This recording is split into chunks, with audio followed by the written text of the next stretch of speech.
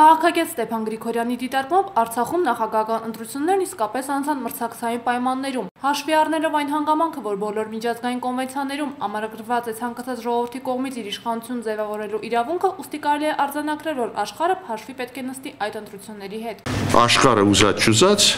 դրա հետ հաշվի կնստի։ Ու ձեզ ուզում եմ հիշեցնել, որ Ղարաբաղում ոչ մի նախագահ ի տարբերություն մի շարք երկրների, ոչ մի նախագահ երկու անգամից ավել չէ ընտրվել։ Քաղաքագետն անդրադարձավ նաև երկրի առջև ծառացած ներքին եւ արտաքին մարտահրավերներին։ Որպես արտաքին մարտահրավեր Ստեփան Գրիգորյանն առանձնացրեց հավաքական անվտանգության պաշտպանության կազմակերպությունից Ուզբեկստանի դուրս գալու փաստը։ Իրանք հասկացան, որ դա կապանք է իրանց համար,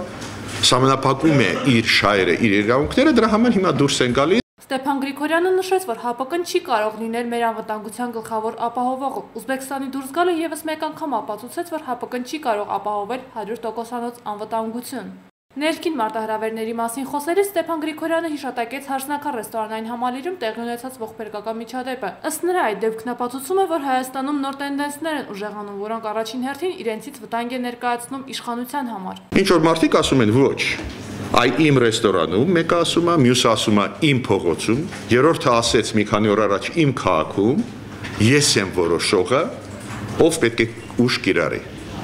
Դա շատ լուրջ մարտահրավեր է։ Ստեփան Գրիգորյանը ընդգծում է, որ այս տենդենսները պետք է կոտրել, հակառակ դեպքում կքանդվի պետությունը։ Լուսինե Հովհաննիսյան, Արման Գրիգորյան, Սլայք AM։